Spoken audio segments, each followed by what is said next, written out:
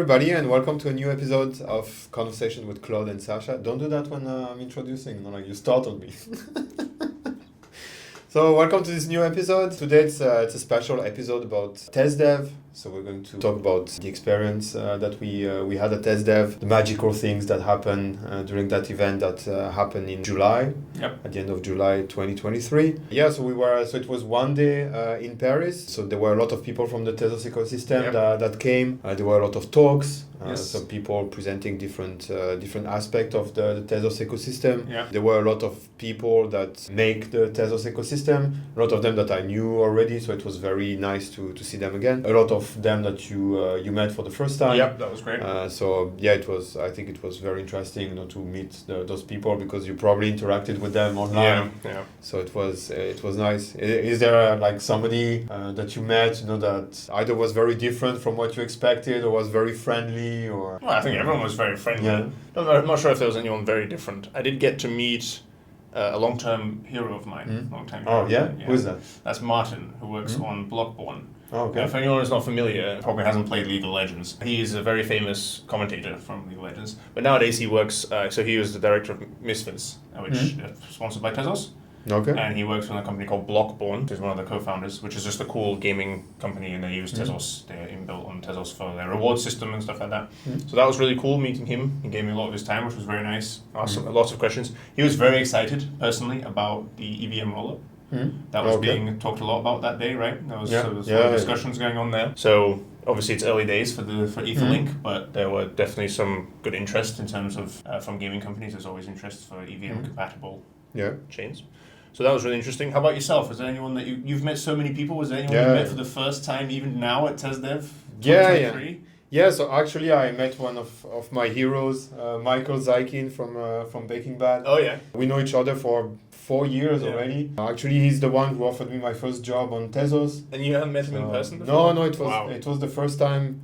So of course we interacted a lot together online. Yeah, we wrote a very big Michelson tutorial together. That's still, sorry for the brag, but that's still like one of the reference for learning Michelson on Tezos at the moment. Yeah, it was really interesting to meet him for the first time, and we spent some time talking, of course, about Michelson, but also talking about Tezos in general and Baking Bad. So it was really nice meeting him. He's like my top 5 heroes on Tezos. Nice. So, but in general, it was a busy day, wasn't it? Yeah, so it was very busy. Like we woke up at 5 in the morning to get there and to help organize the place. If you were at TezDev and you saw those signs on the first floor that were hanging from the ceiling, we installed them. The big neon signs, that was us installed those. It was very dangerous. Very dangerous. And we were high up on a ladder. Yeah. But we got to do what we got to do for Tezos. We feared for our lives, but it was worth it for Tezos. Yeah. It was worth it. And it was worth it for the day. It was a nice space. And a busy day. But we got there from like before 6, right? And hung up those signs, helped organize everything. In the day, in the morning we spent some time listening to the main talks, didn't we? So there was Arthur's talk. Yes. Before that was Adrian's, but I very much enjoyed both of them. But Arthur specifically was cool to see the Tezos 2.0 roadmap that he was talking about. With the UHT roll up.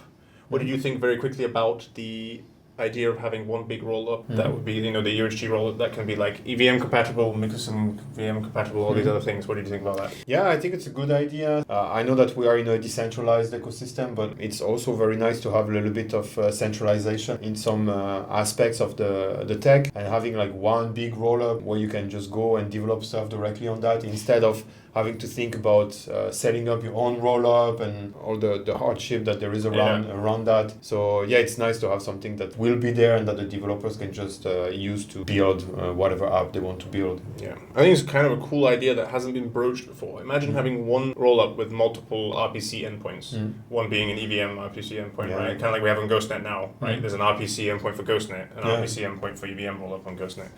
And also having an RPC endpoint for your Mikkelsen VM-based instructions, Yeah. or for whatever you can think of, right? I think it's a cool idea. Yeah, and I think also that I had some explanations about the Mikkelsen rollup, because at the beginning I didn't really understand the purpose. Because it's the Tezos on Tezos rollups. Yeah, this one, yeah. So, I didn't understand because you can already run Mikkelsen on the L1. Yeah. And I talked to Michael Zarkin, and he explained to me that actually sometimes you want to build an app that runs on Mikkelsen, but you need it to be faster. Yeah. And then it makes sense to use a rollup for that. So you can still use the contracts that probably you have already on L1, and then you put it on that rollup, and the app can run faster. You're talking about faster in terms of throughput, latency, or both? Yeah, both. Okay. Yeah. So it's a good idea to have something like that. Any particular use cases he was discussing with you there? I think probably DeFi. Yeah. I think a lot of DeFi projects. Something with much higher computation probably as well. Yeah, exactly. Yeah. So that would be a good idea for that kind of projects. Yeah. Cool. Yeah. So that was the morning, right? That was in the morning. Then I would say lunch, but I don't know about you, but it was so busy. I'm not even sure I even had a proper lunch. It was one of those standing. Exactly. Things, which was lovely, but there's also so many people. You take one bite, and then 3 other people be like, "Hello, hello, hello." Yeah. So. Yeah, I grabbed a quick sandwich that was there, and I talked to a lot of people. Yeah, in the afternoon, so we had some workshops. We did. Yeah, we ran a few. You had one first on Taquito. Yeah, on taquitos, just to explain what taquito is, what you can do with it. That's how I started in the Tezos ecosystem with taquito, so I know a lot about it. But it's always very nice to explain. It's a very good library and a very important piece of the Tezos ecosystem. So it's always interesting to share that knowledge. You also had a workshop. I did, yeah. I talked about the EVM rollup and Etherlink, and if you I think we mentioned it in the last video, but there was a meetup as well afterwards where I did a similar presentation, and that video will be released. So if in case you want to watch it, it will be released at some point.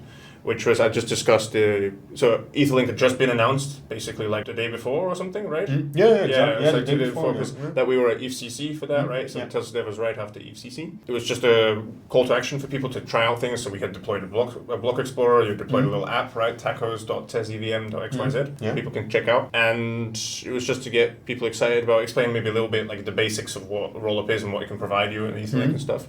So that was fun. Yeah, enjoyed doing that. Yeah, that was the end of our 2 workshops. But then there were some other workshops that we stuck around for, right? So there's one from MailChain. Yeah. Right, our friends at MailChain. So Tim and Misha. Yeah, exactly. Yeah. That was a very interesting workshop. Cool demo. Yeah. And their SDK is very cool as well. Yeah, they have a very cool SDK, and one thing I love about MailChain is that they developed the whole Tezos part of the application like by themselves. They just at the end before publishing it, they came with questions and things like that. So it's very from a developer experience point of view, it's very interesting to talk with them because they have that kind of experience where they had to go through the docs, so they know what's good and what's bad. So they have a really great experience to share about our tooling. And the workshop was really interesting. There were other workshops, but you and me were we got busy. carried away after that. Yeah. There was one I watched by Stake Now to do with a Discord bot, which was interesting, but I couldn't watch the whole thing. Yeah. But they've also posted in the Discord chat that Discord bot, so if anyone's interested, you can see on Tezos and in the Slack, just like what they talked about. So that was also a cool one. Yeah, at the same time, during TezDev, I was interviewing a lot of people. Yeah. So we're going to release the videos very soon. I made some very short interviews with different people from the ecosystem. Yes. So there was Kryptonio, there was Benjamin Fuentes, there was of course Michael Zaikin, there was Bern from Plenty. So a lot of people that we met asked different questions about Tezos and what they like about Tezos. So that's also something that's going to be very interesting to watch, see what those people say about Tezos. And I think that's about it about TezDev, about what we kind of wrapped up the day, right? Yeah. As people stayed for a while. There's a lot of people. And then we helped clear up a little bit, didn't we? Yeah, and that was, even by the time we left, what was it, 8:30 or something? Yeah, we've been there since before 6 a.m, so we were absolutely pooped, along with everyone else who helped with the organization. Thanks to everyone who helped with TezDev organization. I mean, we were only a small part, so there was lots of people behind the scenes making the great success that it was. Yeah, that's true. Yeah, and so like it was really great to be part of that and see all the cool talks, all the cool people invited, and actually have everyone in one place. It was better than last year. It was better organized. I think there were more people. There were also more people from outside Tezos.